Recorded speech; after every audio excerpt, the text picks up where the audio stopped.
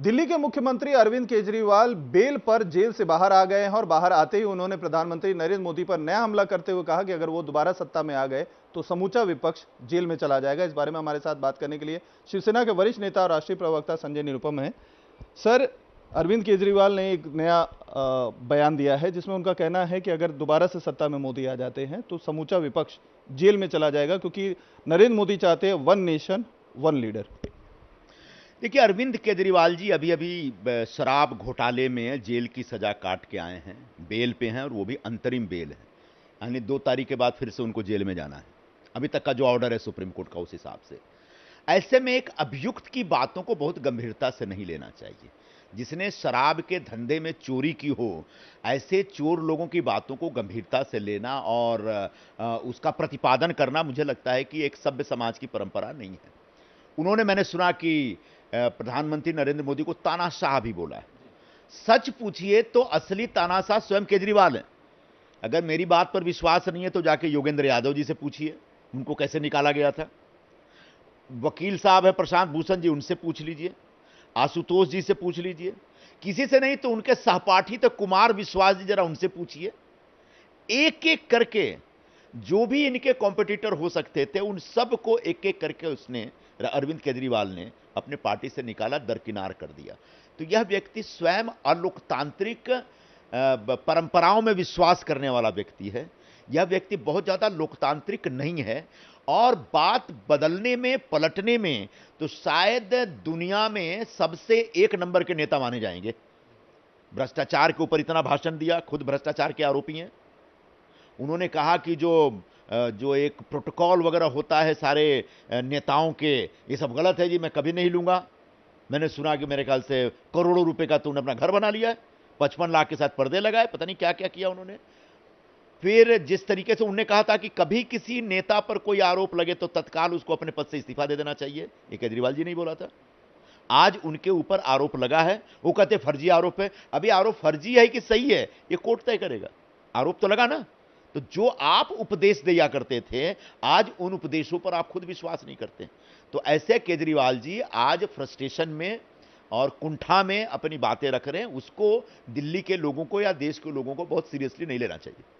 उनका तो कहना है कि जो उनके साथी हैं, बीजेपी के जो वरिष्ठ नेता हैं, वो एग्जाम्पल दे रहे हैं। मुरली मनोहर जोशी हो गए, लाल कृष्ण आडवाणी हो गए, जो दूसरे नेता हैं उनको साइडलाइन कर दिया है। शिवराज सिंह चौहान का ताज़ा एग्जाम्पल दे रहे हैं कि उनको मुख्यमंत्री पद से हटा के अब सांसद के लिए टिकट दिया गया। अगला नंबर योगी आदित्यनाथ का है, जैसे वो आएंगे 2 महीने के अंदर उनको वापस से मुख्यमंत्री पद से हटा। भारतीय जनता पार्टी का अंदरूनी विषय है और इस विषय पर हमको बहुत कुछ नहीं बोलना है। ये बीजेपी के लोग इस विषय पर अपनी बात रखेंगे। लेकिन जैसा कि आपका पहले प्रश्न में था कि सारा विपक्ष जेल में जाएगा, बिल्कुल, जिसने भी भ्रष्टाचार किया उसको जेल में जाना ही पड़ेगा। अगर विपक्ष साफ सुथरा है, पाक साफ है, तो उसको जेल में नहीं जाना है। मैं भी अभी महीने भर पहले तक तो विपक्ष में था, मेरे ऊपर तो कोई दाग नहीं है, मेरे ऊपर कोई आरोप नहीं है, मेरे ऊपर कोई ईडी नहीं है, कोई इनकम टैक्स नहीं है, कोई सीबीआई नहीं है, क्योंकि मैंने कभी ये सब उल्टे सीधे नहीं किए। तो जो लोग साफ सुथरे हैं वो मोदी राज में भी स्वच्छ हैं, स्वतंत्र हैं। उनके ऊपर कभी किसी एजेंसी के कोई काम में कोई एक्शन नहीं लिया गया। लेकिन जिनने गलत किया है उस महज इस आधार पे कि चूंकि हम अपोजिशन में हैं इसलिए हमको सताया जा रहा है, जबकि एक गलत नैरेटिव है। सही बात यह है कि अपोजिशन में रह के अपने पद का दुरुपयोग करके इन्हें भ्रष्टाचार किया, इसलिए इनके खिलाफ कार्रवाई हुई है। शरद पवार को लेकर जो प्रधानमंत्री ने अपना बयान दिया है कि वो अगर साथ में आना चाहे तो आ सकते हैं, इस तरीके का जो ऑफर दिया गया है उनके द्वारा, उसको लेकर विपक्ष कह रहा है चूंकि प्रधानमंत्री के पैरों तले जमीन महाराज से खिसक चुकी है, उन्हें उनकी हार दिखाई दे रही है, इसलिए इस तरीके का बयान देकर मतदाताओं में कंफ्यूजन क्रिएट करना चाहते हैं। क्या उन्होंने ये नहीं कहा? उन्होंने ये कहा क्योंकि सबसे पहले शरद पवार साहब ने कहा था कि सारे जो अपोजिशन, सारे जो क्षेत्रीय दल हैं वो आखिरकार चुनाव के बाद कांग्रेस में मर्ज हो जाएंगे। तब मैंने भी एक रिएक्शन दिया था। मैंने कहा कि अगर एनसीपी की जो बची खुची पार्टी है उसको कांग्रेस में मर्ज किया तो 2 शून्य मिलकर के शून्य ही होंगे, यानी 2 लॉस मेकिंग यूनिट अगर मर्जर होगी उन दोनों की तो उसके बाद वो लॉस मेकिंग यूनिट ही बनेगी। तो मोदी जी एग्जैक्टली यही कह रहे हैं कि कांग्रेस में अगर आप शिवसेना की जो बची कुची पार्टी है, यूबीटी, उबाठा, या फिर शरद पवार जी की जो एनसीपी, अगर ये कांग्रेस में मर्ज होंगे तो मर जाएंगे, खत्म हो जाएंगे, नष्ट हो जाएंगे, कांग्रेस के साथ ये भी डूब जाएंगे। तो ऐसे में उन्होंने एक सुझाव दिया है। अब उस सुझाव को उनका कहना यह है कि कांग्रेस में मत जाओ वरना खत्म हो जाओगे। ज्यादा है तो अपने मूल पार्टी के पास जाओ, बीजेपी के पास मत आओ। लेकिन तुम्हारी जो मूल पार्टी है उसके साथ जुड़ के रहो तो थोड़ी देर बचोगे, वरना कांग्रेस में जाने के बाद हमेशा के लिए खत्म हो जाओगे। लेकिन डर बता रहे हैं, इस तरीके का बयान देकर कंफ्यूजन क्रिएट करना चाहते हैं मतदाताओं में, क्योंकि जमीन खिसक गई है पैरों तले, उनको यहां पर हार दिख रही है। जितनी वो संख्या बता रहे थे वो जो है बार बार का दौरा। ये तो विपक्ष की अपनी व्याख्या है और विपक्ष की आदत है कि प्रधानमंत्री कुछ भी बोलेंगे तो उनके बयानों की व्याख्या इस तरीके से किया जाए जिसमें कहीं ना कहीं प्रधानमंत्री के कामकाज या उनकी जो स्थिति है कमजोर है, ऐसा दिखाने के लिए। सच ये है कि मोदी जी 10 साल से देश के प्रधानमंत्री हैं और उनके खिलाफ किसी प्रकार की कोई एंटी इनकम्बेंसी नहीं। 10 साल तक लगातार इनकम्बेंट रहने के बाद भी लोगों के बीच इतना लोकप्रिय बने रहना, यह अपने आप में एक आश्चर्यजनक बात है। मेरे ख्याल से दुनिया में किसी भी नेता के साथ ऐसी स्थिति नहीं हुई होगी।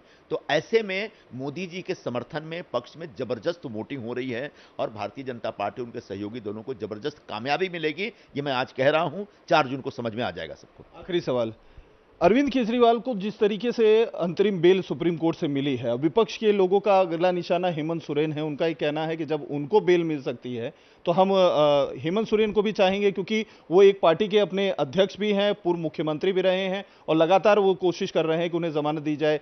इसको किस तरीके से देखते हैं? एक ट्रेंड शुरू हो रहा है। ये तो कोर्ट का फैसला है और कोर्ट के फैसले के ऊपर हम ज्यादा कुछ नहीं कह सकते हैं, कोर्ट को ही फैसला करना है। लेकिन मुझे लगता है अंतरिम बेल की भी कोई आवश्यकता नहीं थी। आप चुनाव प्रचार करने के लिए किसी भी अपराधी को बाहर निकाल देंगे? बहुत सारे अपराधी हैं, बहुत सारे ऐसे अपराधी हैं जो जेल के शिक्षों के पीछे रह करके चुनाव भी लड़ते रहे। तो आप कल को ये बोलेंगे कि इसका एक कोई फंडामेंटल राइट बनता है तो इसको जरा बाहर जाने दो चुनाव लड़ने के लिए। तो लेकिन अब कोर्ट ने फैसला किया है और जज साहब लोगों की जो अपनी सोच समझ है, उनकी सूझबूझ है, उसको हम ज्यादा चुनौती नहीं दे सकते। और इस आधार पर अगर हेमंत सोरेन जाना चाहे तो उनको भी मिल सकता है, लेकिन यह फैसला कोर्ट को करना है, हमको नहीं करना है। ये अरविंद केजरीवाल के बाहर आने से कह रहे हैं कि गेम चेंजर हो गया। विपक्ष का मानना है कि केजरीवाल के आने से ताकत मिल गई है इंडिया अलायंस को, क्या कहेंगे? मतलब ममता बनर्जी इतनी पुरानी नेता हैं, कांग्रेस पार्टी इतनी पुरानी पार्टी है, लेफ्ट वाली इतनी पुरानी पार्टी है, ये सब मर गए खप गए क्या कि ये केजरीवाल के आने के बाद इन सबको संजीवनी मिल गई? ये तो इन जो विपक्ष के बड़े बड़े नेता कह रहे हैं उनके लिए शर्म की बात है कि केजरीवाल जो शराब घोटाले का एक आरोपी है, उसके जेल से छूटने के बाद उनको लगता है उनकी नैया पार हो जाएगी। इसका मतलब उनके हालात बहुत खराब हो चुके हैं और जिनके हालात खुद इतने खराब हों वो देश के हालात क्या बदलेंगे? बात करने बहुत बहुत शुक्रिया। तो ये थे संजय निरुपम, जिनका साफ तौर पर कहना है कि केजरीवाल के बाहर आने से बहुत ज्यादा फर्क नहीं पड़ेगा। जो खुद हार चुके हैं उनके बड़े बड़े नेता अब अरविंद केजरीवाल को बड़ा नेता बता रहे हैं। तो ऐसे में विपक्ष किस तरीके से मोदी को सत्ता से दूर करने की बात कर रही है, इसलिए ज्यादा इस बात को तवज्जो नहीं देनी चाहिए कि केजरीवाल बाहर आकर क्या बोल रहे हैं। कैमरामैन सागर खड़े के साथ अतुल सिंह, इंडिया टीवी, मुंबई।